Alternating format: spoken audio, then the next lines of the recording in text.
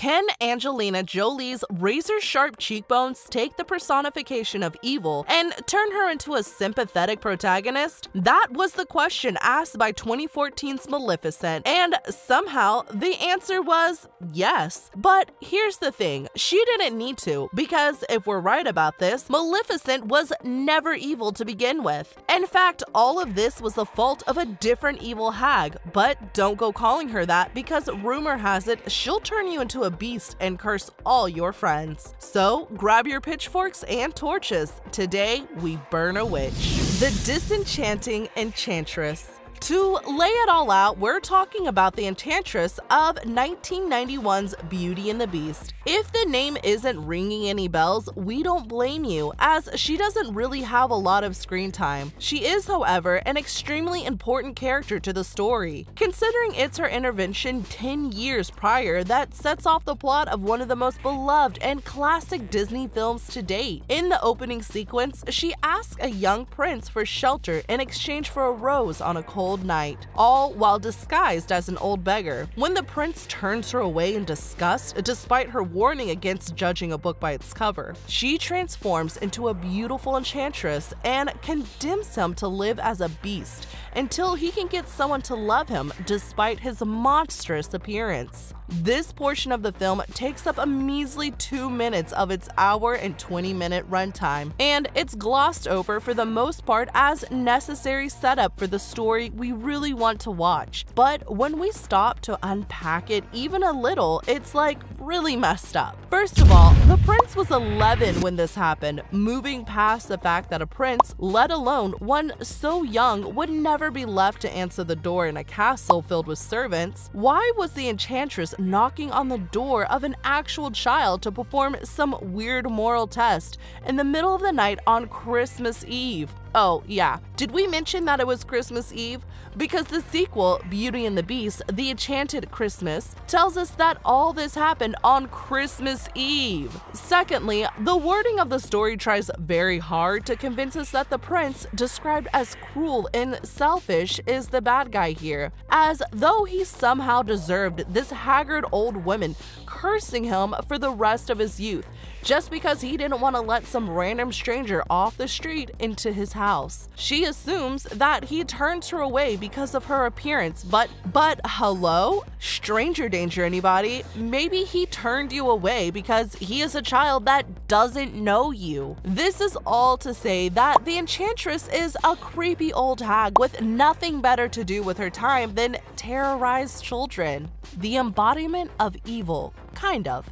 Okay, before moving into the rest of the theory, we need to tell you a bit about Maleficent first, but we'll keep it brief. You're probably more familiar with Maleficent than you are with the Enchantress. From the Descendants series to the live-action Maleficent and its sequel, she's definitely more present than the old hag. We're going to focus mainly on her appearance in the 1959's Sleeping Beauty though. In the film, in contrast to the three good fairies, Maleficent is evil. Flora, Fauna, and Merryweather arrive in a beam of light that showers the throne room in iridescent sparkles as they descend to join the masses. Maleficent appears in a crack of green lightning striking out from gathered storm clouds. Later on in the film, Maleficent even refers to herself and the troops as the forces of evil. Disney really wasn't playing for subtlety here. It's also clear from her appearance that the three good fairies aren't exactly fans of her. In fact, Merryweather actually seems to want to physically fight Maleficent before Maleficent has actually done anything within the story. The three characters meant to embody goodness already hate her. It's clear they have history, so what is it? Later on in the film, we find out that Maleficent frequently casts a cold frost to wither away Flora's flowers. Aside from that, we don't really get any concrete reason for the animosity between them. Even Fauna, the mildest of the three fairies,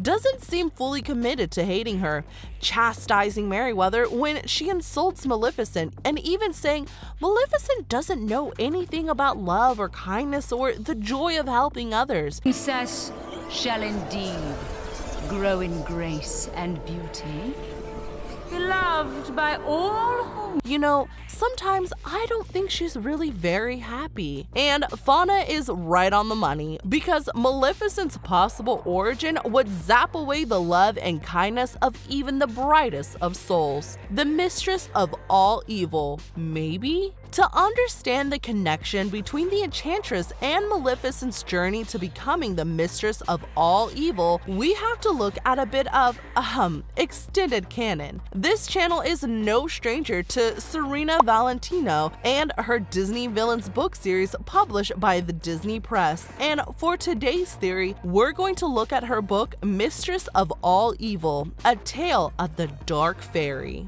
In case you haven't guessed, it's about Maleficent. The Maleficent we see in the film lives sequestered away in a castle atop the Forbidden Mountain. She doesn't seem to interact much with anyone outside of her own subjects, and the only time we see her leave the mountain is when she's antagonizing Aurora and the good fairies. Based on the book, her seclusion started far, far earlier, when she was just a young fairy.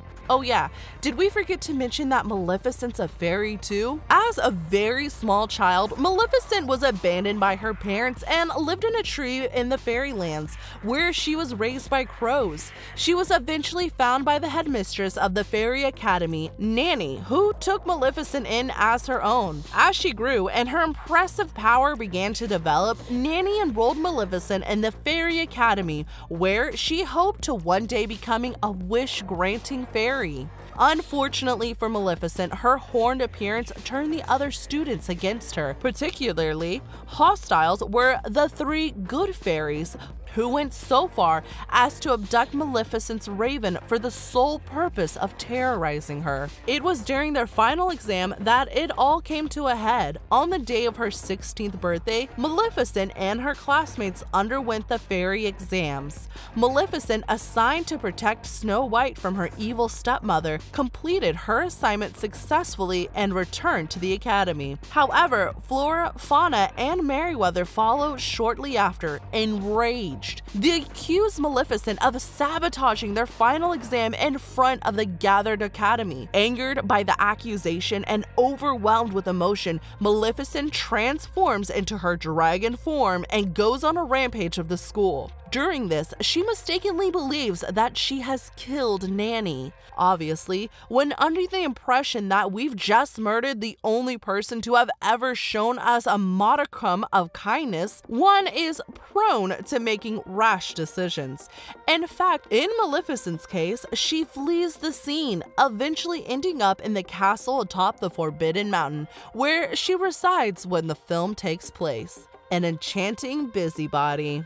But what does any of this have to do with the Enchantress? Well, the reason that the three good fairies accused Maleficent of messing up their exam was because that's what they saw. Their charge, who they had been assigned to help as Maleficent had been assigned Snow White, had transformed into Maleficent and ruined their test. But we know that Maleficent couldn't have been masquerading as their charge during her own exam, so what gives? Well, who else do we know that can shapeshift and enjoys messing with the youth of the fairy tale realm? That's right, it was the magical hag herself, the Enchantress, who decided to disguise herself to punish the three good fairies for abducting Maleficent's crow. Literally for no reason. She gained nothing doing this. No one asked her to do this. The Enchantress, for no perceivable reason, decided to impersonate Maleficent and exact their revenge for the slight that didn't even involve her, thereby setting off a series of events that set an innocent 16-year-old fairy down the path of becoming the mistress of all evil for no reason. Maleficent's revenge. It's now occurring to us that this is a less of a theory and more of the Enchantress is a terrible person thesis. So for the sake of staying within the theme of this channel, we'll do a bit of theorizing to conclude. We know from the conversations had between the three not-so-good fairies in the film that Maleficent goes out of her way to mess with them. The only example we get is the whole freezing Flora's flowers thing, but we can assume that she does a little more than that considering Merryweather's distaste for her. What we don't know is why Maleficent targeted Aurora. Sure, she was offended that she wasn't invited to her christening, but we think it goes a little deeper than that. Maleficent lost her chance at a wonderful, magical life because the three fairies accused her of messing with their charge. So, she lost her home, her mother figure, and her future because of accusations that could have easily been disproven by checking her actual whereabouts during the exam. So, now she's dedicated herself to actually sabotaging the fairies' charges. If she's already facing the consequences of it, why not actually do it? So Maleficent doesn't target Aurora just because she really wanted to attend some kid's christening. She targets the charge of the three good fairies, all because the enchantress decided to meddle in the lives of people completely unrelated to her. Let us know in the comments below what you think of this theory and how you think Maleficent's life could have gone had the enchantress never intervened. See ya in the next one.